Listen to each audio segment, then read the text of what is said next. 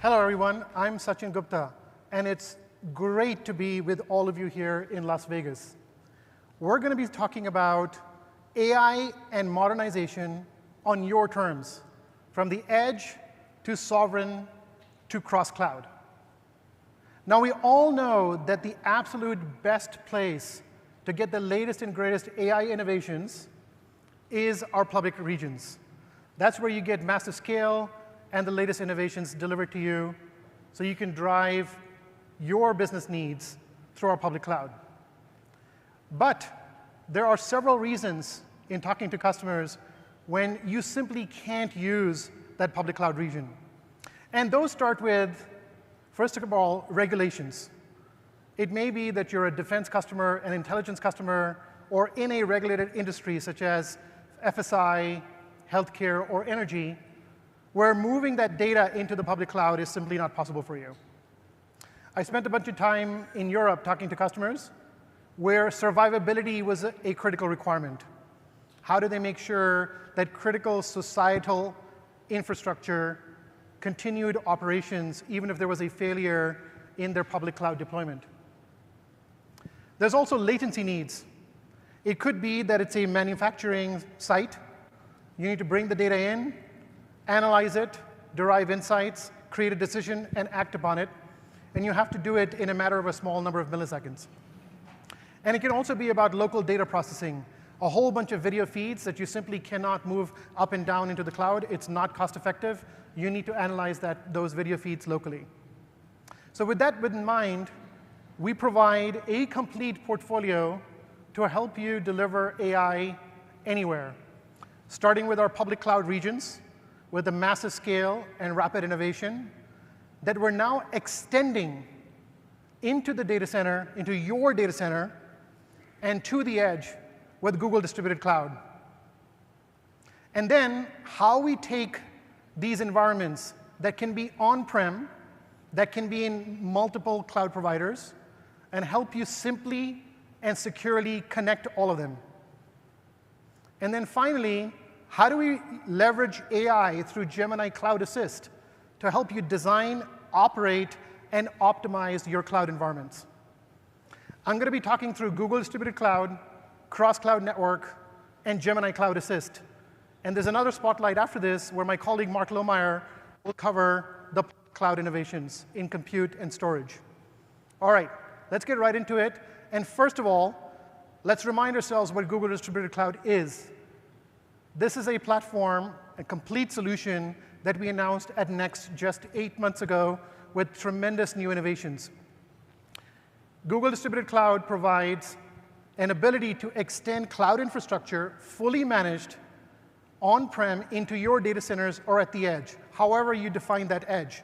That can be in a store, in a logistics center, in a co-location. It can be wherever you define that. We offer 2 configuration modes. One is fully air-gapped. So this is a complete cloud that requires no connectivity into the internet or to Google Cloud to operate. Another mode is connected. So it shows up in Cloud Console as a zone that you manage through Cloud Console. It uses Cloud IAM, et cetera. And that mode, if you have intermittent WAN connectivity, can survive up to 7 days with no connectivity. We also offer a very rich of fully managed integrated services. I'm going to talk more about this in the technology stack coming up. And we offer flexible operations. Google can operate this environment for you. You can operate it yourselves, or you can have a trusted partner operate it. And then finally, it scales to size. Your cloud can be as small as a 1RU server and as large as hundreds of racks. And you can start small and grow based on your needs. So let's get a little bit technical here and talk about the technology stack that is underneath Google Distributed Cloud. At the very bottom layer, you've got prescriptive hardware. This is where we're bringing compute, storage, networking, security hardware, working with third-party OEMs. And we're introducing support for new NVIDIA L4 and H100 GPUs in Google Distributed Cloud. On top of this, we built a cloud-native stack for the platform itself. for the service platform. This provides you the host OS, the cluster management, reliability, the network fabric, observability, and monitoring. And on top of this, we expose all of those infrastructure as a service components that you would expect. VM capabilities, GKE Kubernetes running in a distributed cloud, storage services, networking services, security services. On top of this, we bring our latest database innovations, such as AlloyDB, built for AI, for vector search, supported on Google Distributed Cloud. We're bringing managed data proc, managed Google Kafka, more and more managed services, so you don't have to manage these services on your own. They're just simply delivered to you, and you can consume them easily. And then we bring a full breadth of AI capabilities to Google Distributed Cloud. Now, earlier, we announced support for Vertex APIs, things that can help you read documents, do optical character recognition, convert speech to text, translate hundreds of languages, just through simple APIs. We then announced support for Workbench and the ability to build your own data pipelines and to leverage our AI solutions to do things like predictions. We're very excited at Next to introduce Gen AI search capability on Google Distributed Cloud. There's many components that come together for this. There's RAG capability. I will showcase some of this in demos. There's a chatbot. There's our own Gemma model that we support and third-party models that we can support through a model garden. We'll get into a lot more detail on the AI capabilities that we're bringing here. And remember, this can run starting at 1RU into many, many racks on-prem in a connected or fully air-gapped scenario. Now, we know that you have many different software providers that you work with. And we bring a whole suite of solutions, such as Elastic and MongoDB, on Google Distributed Cloud, fully verified, certified to run. And we're proud to introduce solutions from Citrix and from Palo Alto on Google Distributed Cloud that we'll talk about more. And then finally, as I said earlier, there's two modes of operations. One is it's connected to our public cloud regions. And the other is it's 100% air-gapped. Let's talk about the use cases for the connected configuration first. And we're going to take an example of a restaurant or a retail store.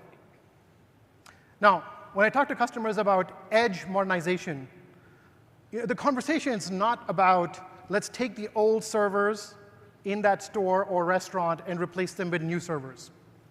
The conversation really is about, I have a cloud transformation goal. I want to move as many things as I can to the public cloud. But I need to make sure that in this restaurant, the production line, the fryers, the menu systems continue to run. I can do things like employee time tracking in the cloud. I can do things like automated order taking in the cloud. Because if the WAN connectivity has an issue, I can take orders manually for a while if I need to. I can do manual timesheets. But if my production systems and my menu systems, for example, don't work, I can't operate. And therefore, there are some services that must remain on-prem for survivability. In addition, the number one thing customers tell us about is, how do I improve the experience of consumers coming into my stores? And how do I improve the experience of my crew? All while I streamline operations, reduce cost, reduce wastage, improve satisfaction, improve reliability while lowering total cost of ownership. We are really, really proud to be working with McDonald's to help them take millions of data points that are across their system, that helps make their tools sharper, it helps make their models smarter, they can more easily operate their restaurants, but most importantly, they can improve the overall experience for their customers and their crew. Let's talk a little bit about how we're making operations easier. So imagine now you've got hundreds or thousands or tens of thousands of these edge locations. How do you manage such a large environment using modern DevOps techniques? So here you see a very simple ability with Google Distributed Cloud to set up your blueprint policies. What are the constraints that you want to put in, security, network, operations constraints for different edge locations? We can then evaluate those constraints through our Kubernetes policy controller and understand how to apply them. Great, so you can create these blueprints. Now, you may have different compliance needs in different markets. You may have different versioning needs, different language needs. And so that's why we enable you to think about all of your estate in terms of different markets that can have different blueprints and different configurations. So in this example, we're just breaking up Australia as a market into Western Fleet, Eastern Fleet, Northern market, so that you can deploy different configurations and have those in different states per your requirements, all done in an automated way for you. So let's take a look at one example of what this configuration could look like. You could say, in the Western Fleet, my language package needs to be version 2. Think about how easy this will make software updates, updates due to vulnerability issues, updates due to new marketing campaigns, things that you need to administer in a very, very large edge environment versus what may exist today, which may be store by store and much more manual. We then provide very flexible fleet-wide monitoring and observability. So in this example, how do you understand what your configuration for that Western language pack is? And this says there's 30 total clusters, and my upgrade scheme is to do 10 at a time. I can set up how I do rolling updates, batch updates, how I do canary updates. You can choose different methods. And then you can monitor the progress of those updates very, very easily as well, and just take a look at, hey, which clusters have been updated? What are the issues I may be running into? How do I go address those if I run into any issues? But it's not just about the ease of operations. It's really about what you can then do with data and AI in these edge locations. And so for that, I'd like to roll this recorded video and just talk through it. And so imagine it's Google Tacos. There's a large order being placed here, lots of different types of enchiladas. You've got chicken nuggets, you've got some corn, some fries being ordered. You tally it all up. You then get the payment. And now you need to service this order. And we've got Vision AI with cameras set up in this restaurant.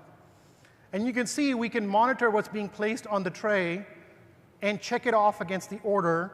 And this will work while the internet is available or even if it's not available. So think of the applications of this. You can ensure that the customer is satisfied because they got what they ordered. You can also ensure that you don't have loss because you put something on a tray that they didn't order. Those applications extend to areas such as manufacturing, where you can detect errors of things being created, things being built on that manufacturing line automatically. We're working with many, many different customers with Google Distributed Cloud. Very excited to work with Genuine Parts Company, who's looking at how they create that differentiated experience across nearly 10,000 stores and branches with Google Distributed Cloud. We've talked about retail, restaurants, manufacturing. The examples of where this solution can really help are numerous. So one of them is about Orange. Orange needs to operate in 26 countries where they must apply data services and AI, but are required to keep the data in country. So Orange is working with us to deploy Google Distributed Cloud in each of those countries to have a fully managed cloud solution. Similarly, we've been working with the government of El Salvador.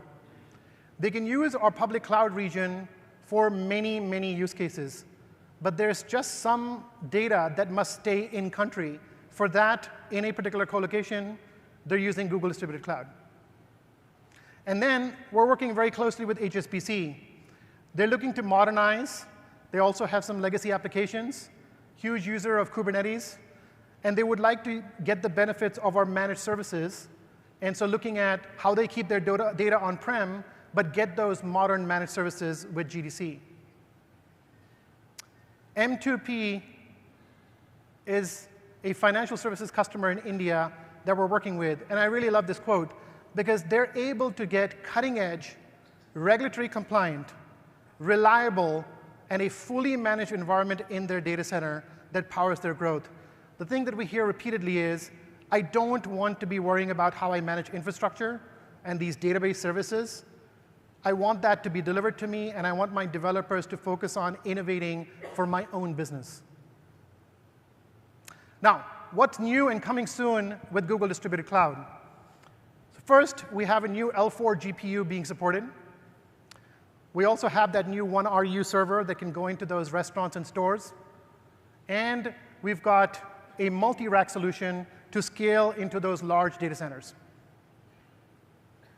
We're also bringing Vertex AI, search, and prediction capability. We're bringing AlloyDB Omni as a vector search and vector database solution, and Dataproc Spark for your largest data needs. So hopefully that gives you an idea on the value and the use cases of GDC connected. Let's now talk about what we can do in those fully air-gapped environments. No connectivity to the internet, no connectivity to Google Cloud. This is part of our sovereign cloud strategy, where you need different controls based on your regulatory and compliance needs. So for example, it can be, I need to know which regions my data is in. I need to know who has access to that data. I need to know if I can encrypt it using my own keys, for example. All of those capabilities are available in our public cloud regions. It can then extend to, hey, this data needs to stay on my premise. It needs to be fully disconnected, managed by cleared people, operators that I determine. That's where Google Distributed Cloud comes in. And many of these controls that we describe here are available with Google Workspace as well. And we offer partner and Google managed options. Let's talk about Google Distributed Cloud in air-gapped for sovereign needs. We've been working very closely with CSIT, the Center for Strategic Infocom Technologies in Singapore, a provider to the Singaporean government. And they really want to leverage our AI, data, and cloud capabilities, but they must keep their sensitive data secure. We see examples of this requirement in many, many different industries. So of course, there's defense and intelligence.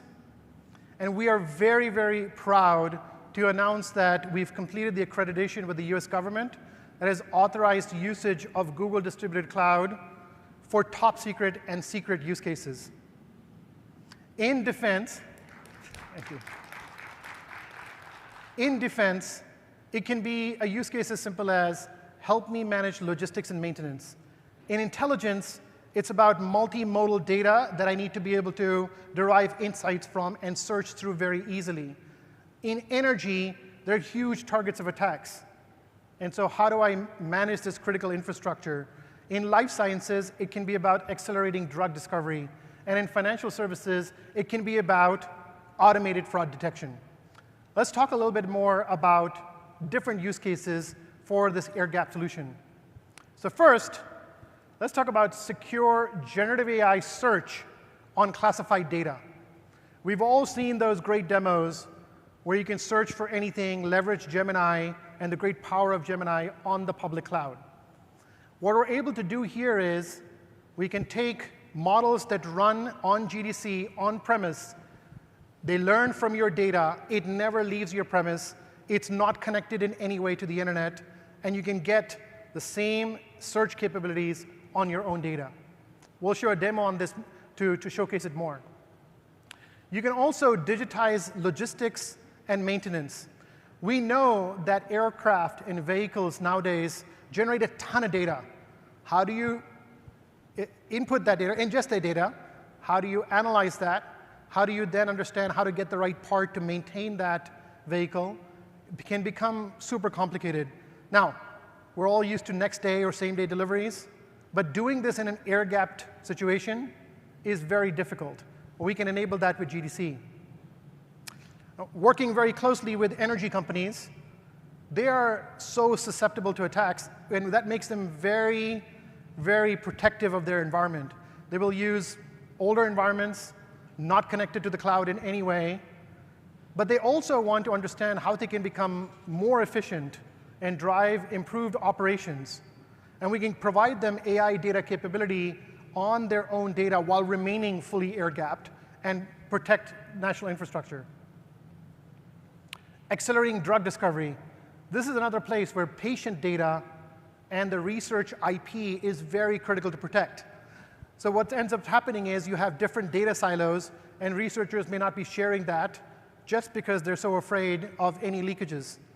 And now, through Google Distributed Cloud, they can keep that environment fully secure, air-gapped, and also connected only for the purposes of sharing to accelerate drug discovery.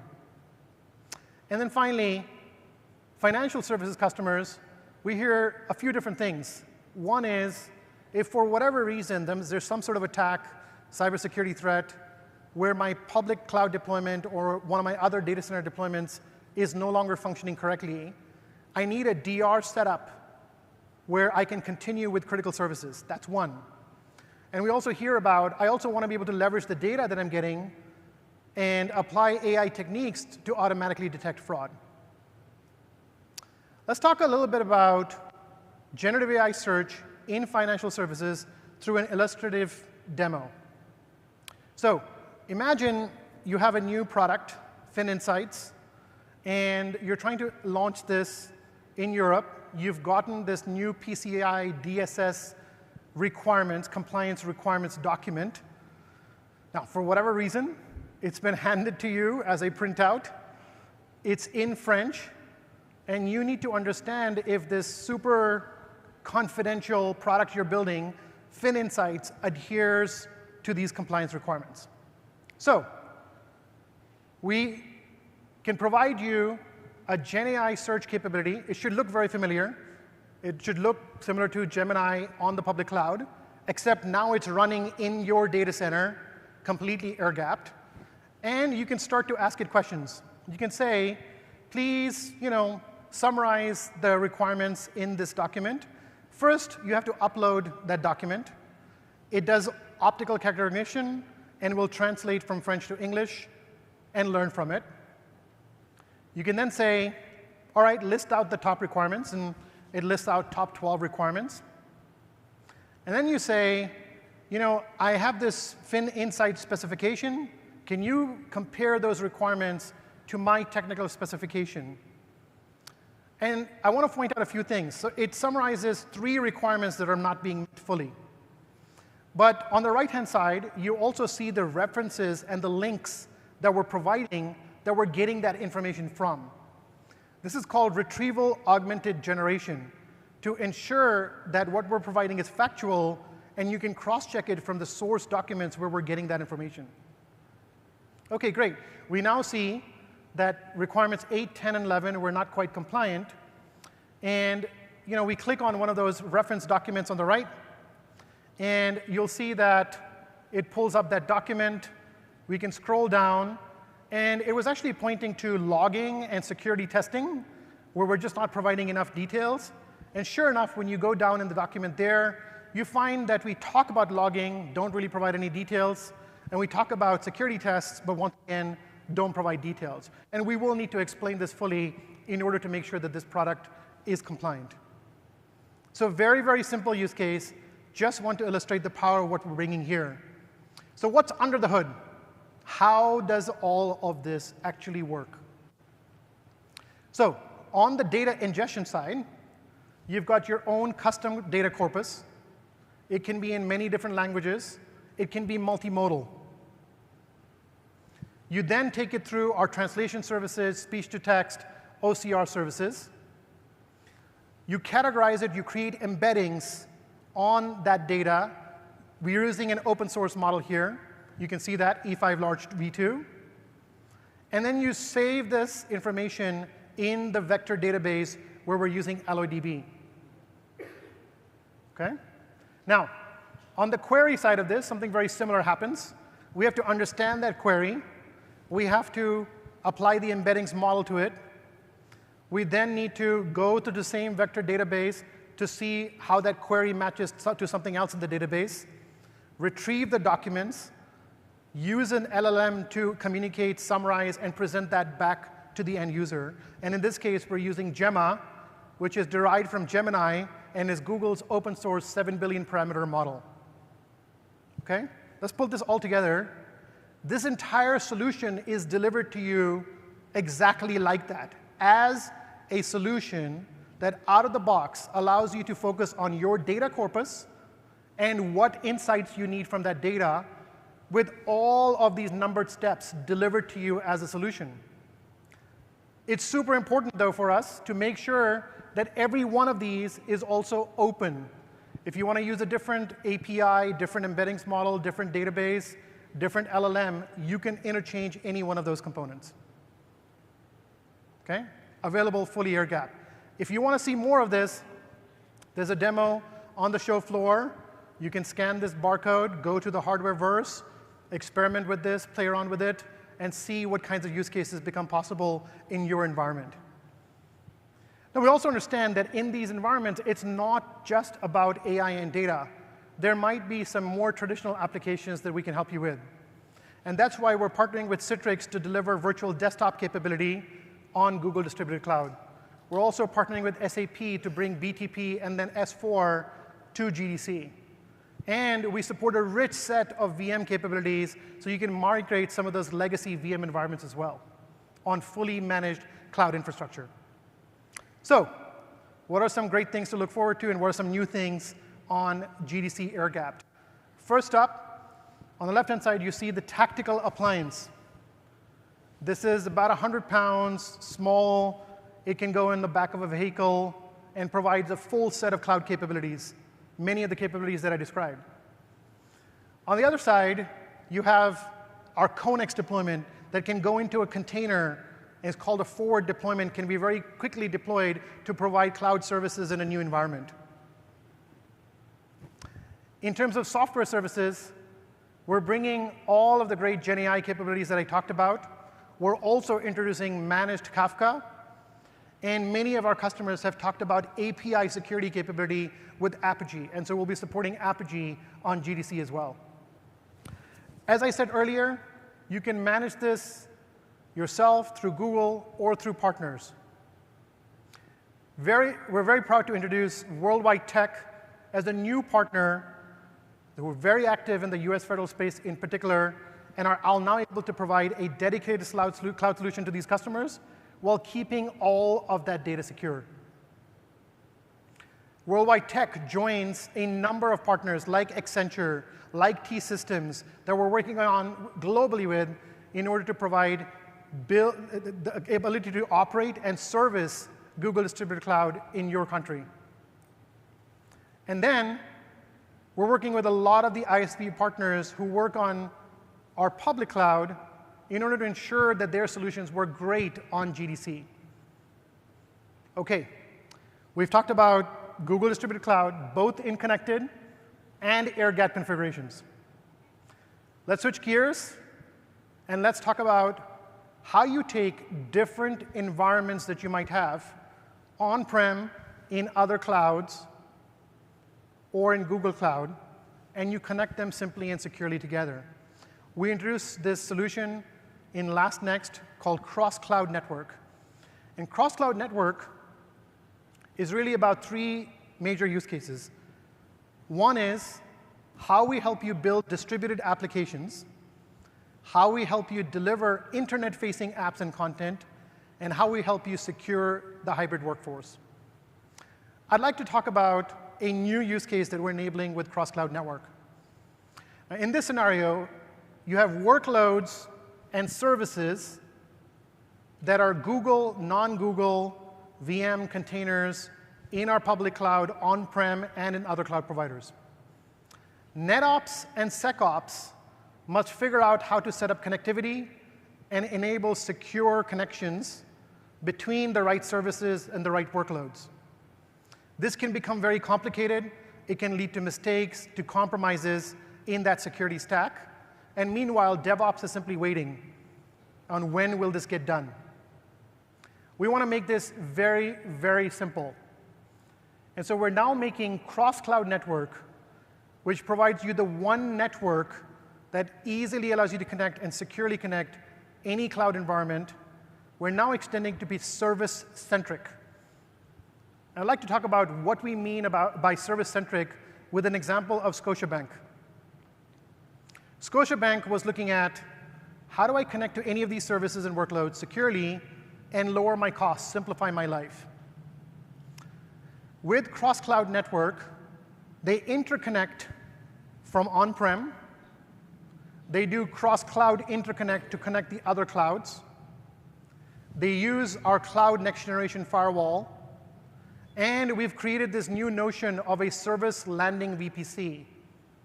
The easiest way to think about this as we've had a capability with Private Service Connect. Think of it as a proxy service in front of our own services, like BigQuery and Cloud SQL. We're extending that not only to third-party services like Confluent and MongoDB, but also to partner services like Wallet and credit cards and the enterprise customers' shared platforms. So you can use the common PSC methodology for services regardless of where they run. NetOps and SecOps can turn on this connectivity easily and securely, and DevOps does not need to wait anymore.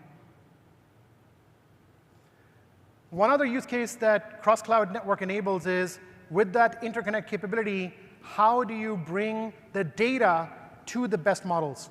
So you really want to use Gemini, but your data is sitting on-prem or in some other cloud. How do you get a cost-effective way with managed SLAs to bring that data to the models? So help with AI solutions.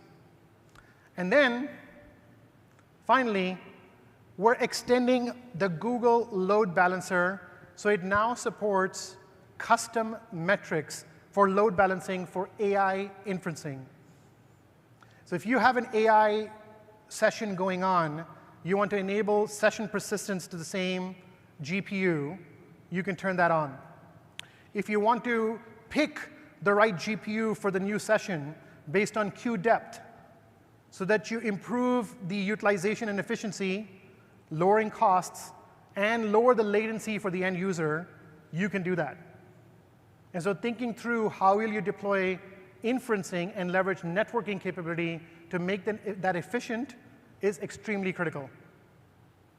Now, with all of these innovations, this is why cross-cloud network is being used by more than 60% of our Fortune 50 customers.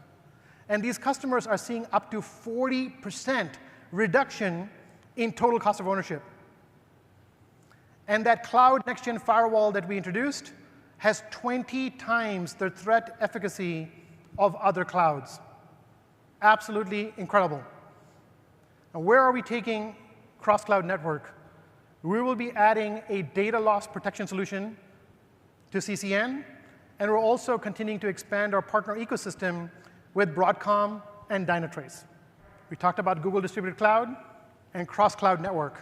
How do we now use AI to help you on your entire cloud journey with Gemini Cloud Assist? First of all, we'd like to be able to help you design. How do I enable a load balancer config that exposes my application securely to the internet? How do I understand which of the VM families support confidential computing? So pretty simple things, but just help you find that information. We then get into operations. Please explain this log error. Or something a little bit more complicated. Can you troubleshoot why I can't connect to a certain VM? And then, how do we help you optimize your environment? How do I understand who are the top talkers or users of my bandwidth or my services? How do you understand how you can optimize for cost? Or how do you detect the vulnerabilities in your environment and easily remediate those? let's go through this through a demo with different use cases. How do you, first of all, troubleshoot connectivity using Gemini Cloud Assist? So first, in this example, you've got interconnects that are set up. And typically, if you're in the same region in different zones, you can expect 3 nines SLA. But if you deploy those interconnects across 2 regions, you can get a 4 nines SLA. And on the right-hand side, you see the Gemini prompt. And we'll just ask it a question on, hey, for this particular VPC, how are my interconnects configured? And it can go in. It can analyze this for you. And thankfully, it says there, OK, you know what? That VPC network is configured for 99.99% availability. If it wasn't, it can recommend to you what are the changes you need to make in order to get the availability that you desire. All right, so that's good. It's good to know. Let's now say I'm trying to connect to my load balancer from a client, not able to do it. So let's just ask Gemini. Again, I've got this client, and I'm not able to connect to this load balancer. Can you run some tests and tell me what's going on? And it comes back and it says, oh, you've got a firewall rule that's blocking this connectivity. Let's assume we go in the back end, we update the firewall rule. This is great. We found out what we needed to change. We enable the connectivity. You then do the test again.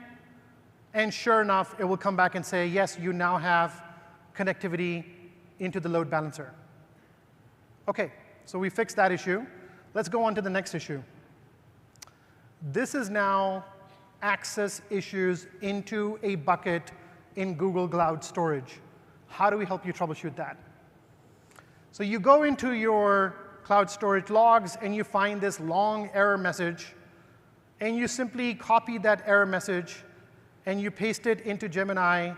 And you say, hey, I'm trying to write into this bucket. I'm getting this error message. Can you please understand it? We'll let it go ahead and do that. And sure enough, this is your dreaded 403 error. You don't have the right access privileges to access that bucket. I think we've all been there. It will now let you know what is the specific command to enter to enable access. Let's just say we copy and paste that command in. And after that, we should have access into that bucket. We'll paste that command in. We go back. Let's go refresh. And we should be able to see the buckets and the files in there. Great. It's very simple, but hopefully illustrates the power of applying AI to the entire cloud operations journey. All right. Let's also look at how we help you optimize. We now have a compliance requirement where SVS files, .svs files, need a certain retention policy. Now, those of you who use GCS or any kind of object storage know how hard this is to find out which of your buckets have so many of a certain file type. Seems simple, can be very complicated to run. You ask Gemini this question, it lists all of those buckets for you. You can then ask a question on what is the retention policy for these buckets. And it comes back and says all of them except one are compliant. They have a 7-year retention policy. But the first one, data repository, doesn't. It calls that out at the bottom for you. You can very quickly change the settings so that that bucket also now has a 7-year retention policy. So going from troubleshooting network connectivity, access rights, firewall rules, and getting insights into your objects in GCS. How does all of this work with Gemini? So you've got this 403 error that comes in that you're asking a question about. That's through our chat interface that we present to you. Underneath that, we classify what are you actually trying to do from that prompt. We interpret what you're actually trying to do. We then execute the right set of playbooks underneath to get more information on what might be happening. We also have access to your configuration. It's very important here, the point that it makes about IAM credentials. It's not like Gemini will present a user with information that they don't have access rights to. It will actually consider your privileges to understand what kinds of tests and what kinds of reports it can provide to you as a user. And your data is never training any other larger model. It is kept only for you. And so privacy and security are extremely critical for us. We then take that back through Gemini to construct a meaningful response for the end user. We're very excited about continuing to enhance Gemini Cloud Assist with more and more use cases to help you design, operate, and optimize. All right, let's bring this to a close. We've talked about a number of things that help bring AI anywhere: connected edge and data centers, air-gapped cloud, cross-cloud network, Gemini Cloud Assist. No matter what your needs are, a public cloud with Google Distributed Cloud, with our cross-cloud network capabilities, can help you achieve your goals with AI and data.